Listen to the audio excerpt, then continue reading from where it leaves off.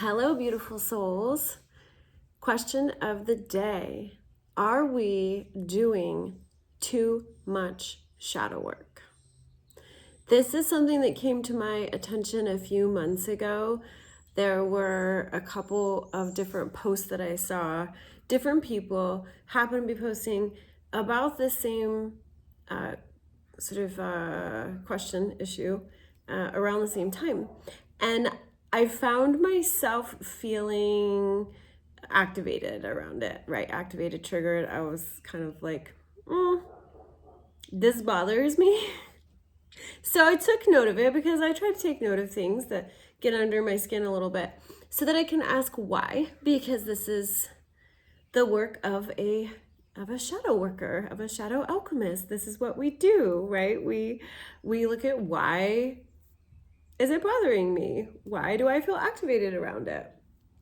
So when I took a look, the first thing that stood out for me is that if I had stopped digging into my shadow at any point in time, I would not be where I am today.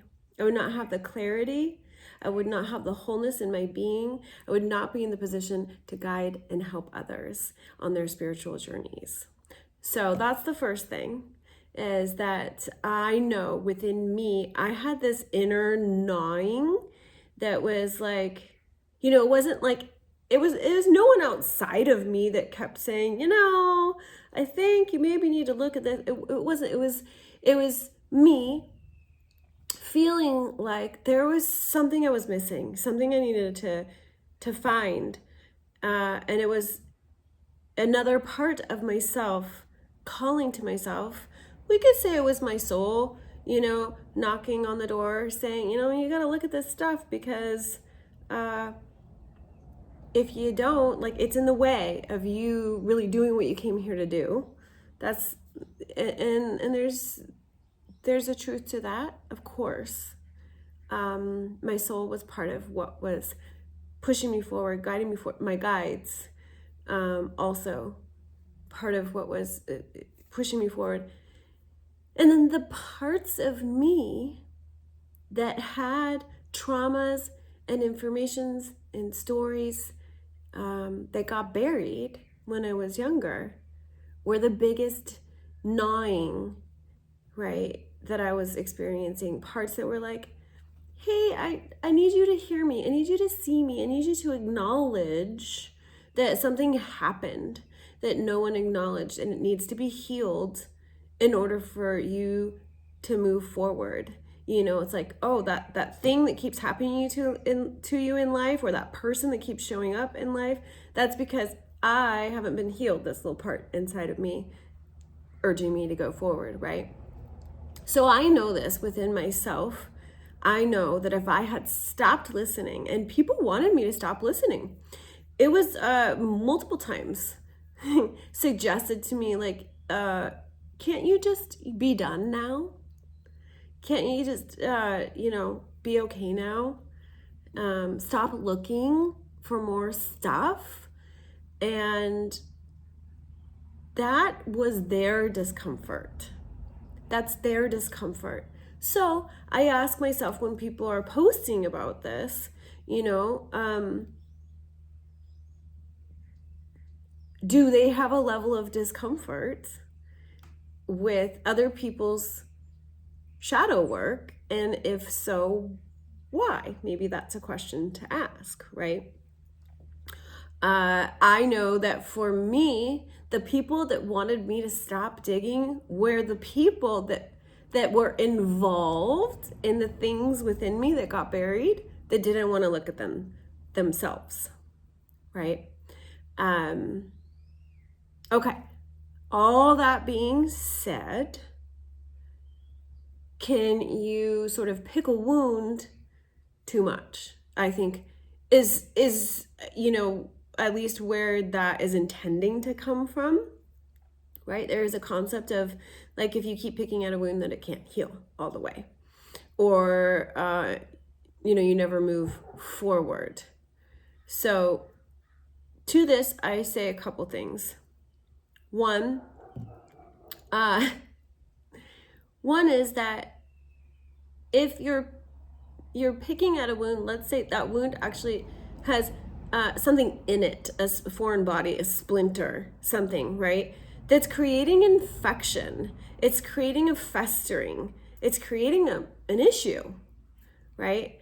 And so you're digging to find the splinter so the infection stops happening. So that's kind of how I look at it. And if someone is feeling the urge to dig into their shadow, there is a reason for it. It's not just because they're masochistic, right? And if they are masochistic, then that's part of the shadow they're digging for, because people are not masochistic who've had beautiful, amazing childhoods. Something happened there. They're looking for something. So don't tell them, in my opinion, I don't think we should tell anybody to stop. If they are feeling like they need to keep going, there's something, there's more for them to know in order to heal, move forward in their life, get clarity, whatever it is. We can also utilize this great tool called pendulation, so that we are not sort of in the depths of the darkness all the time. I don't think that's healthy. I don't think that's necessary, right? Pendulation is exactly what it sounds like if you were to see a pendulum and it swings, right? It's like, over here, I've got joy, I've got laughter, I've got fun, I've got play, lightheartedness, love, creativity. I swing over here is where I've got my shadow, I've got my shame, I've got my fear, I've got my sadness, I've got trauma that I'm working with that creates multiple emotions, beliefs. Perhaps there's even depression, or maybe there is the masochism, right? We can always go back and forth. And it's so important to go back and forth because we always have light and dark, right? We always have one and the other. And it's easy to forget that and get tunnel vision when we are doing a lot of shadow work. So I think we can say that. I think that is absolutely true. Should you tell someone ever not to do the work that they're feeling called to do as far as their shadow goes? No, I don't think so. I don't think that's our place, right? Can we gently remind someone that there is also lightness, there is also play, laughter, love, creativity. There is also the future and what we want to create. There's what has happened that's brought us to the point that we are in, and we're doing the healing, right? And we can also take a moment to focus on the future. And what do we want to create? What do we want to grow out of that murkiness, right? I think of the lotus, right? And how it grows from the murky waters. The muddier the water, the more beautiful and fertilized the flower. So we can think of it like that, but we can go back and forth. Come up for air might be another way to think of it, right? But don't stop. It's not like go hard at your shadow work and then stop because you should be done now. It's too much. I just did too much, right? No, it's about finding a balance, because there's never gonna not be light and dark. There's never gonna not be shadow and play. And there's always gonna be some of both, and the more we can learn to integrate all of it, then we're living in wholeness. Then we're living in moving out of or away from duality, right? And into unity, is by being able to embrace that all is true at the same time, but not by denying either truth. And I can tell you that if you get that splinter that you've been looking for, you're not going to feel like, oh, I regret doing as much shadow work as I did to get here. No, you're going to feel like, I'm so glad to get to this piece that's been underneath it all, creating irritation, and that's been having me, gnawing at me to look it. There's something to look at. There's something to look at. There's something to look at, right? It's hard to get to that stuff sometimes. I can't tell you how many times someone has come to me and they're like, I've done all this shadow work. I've been working on this stuff for so long, but I still feel like there's something. And we get to the something and they're like, holy shit, I can't believe this was there the whole time and no one else could help me get to it, or nothing else helped me get to it. Well, first of all, like all of it helps us get to it. So don't ever like discount, I think, a part of your journey. All of it helps us get to it. And also, we do have to be in a certain space where it is okay for that darkness to come about. It is okay for that darkness to be true. And it is something that can be released, it can be moved, it can be healed. But if we kind of call it before we get there, then I think there's part of us that's always kind of going to be searching. Yeah. So if something is gnawing at you, calling to you to keep looking, keep looking. And at the same time, remember to give yourself breaks and come out of it and enjoy life to the best that you can. If you are really like in the depths of depression or heartbreak, these kinds of things that are like really heavy and intense and kind of, again, tunnel vision, remind yourself, first of all, tunnel vision happens. It's part of being in that. So giving yourself that practical normalizing it. Oh, I have tunnel vision right now because I'm really in my darkness. Do that, guys. Normalize it for yourself. First of all, there's nothing wrong with me. This is something that happens to everyone when they're dealing with their shadow. We can get tunnel vision. So can I hit pause on my shadow work for just a moment?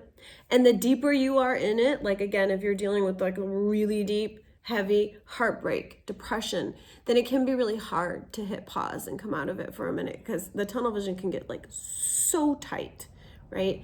This is where somatic exercises are so key, Little movements that are designed to start getting your nervous system into a state of regulation. Because that's what's at the heart of what you're experiencing when you're in a deeply dark emotional state, is that your nervous system has become kind of stuck and dysregulated. And it needs a little help. So that's where the somatic practices are just like so helpful to start getting you to move out of that state a little bit, not by pushing you, making you, forcing a change, by just getting enough subtle, gentle movement in that you can find regulation again. And then, yeah, maybe you get to the state where you're like, okay, I can let this much joy in. Maybe it means watching a stupid cat video, or something simple, right? To let a little bit of that light, that joy in. And then, okay, yep, my heavier stuff is still here. I can dip back down into it. And the idea too is like, this can be titrated. You don't have to do all the shadow all at once. Titration is like little bites, digest it, maybe even pendulate and come over here to the light for a little bit, digest it, right? So that your nervous system doesn't have to get thrown way out of whack. Not that it never will, because that can be part of this journey of awakening. We can get thrown off. It's not all planned and strategy. We can't control every aspect, but we can give ourselves tools and support and have a little bit more movement in between in the gray area. And that's what I'm talking about here. Okay, so I hope that's helpful and gives you guys some insight, normalizes some of your own process of sometimes maybe feeling really stuck in the dark. So just you know that like it doesn't have to be that way. You can actually kind of move in between. And if you want to know more about that, you want support around that, reach out to me. I'm here for this exact thing. Yeah, follow, subscribe, hit the bell, all the good stuff so you can keep getting connected and getting the support and community. All right, blessings and love, everyone.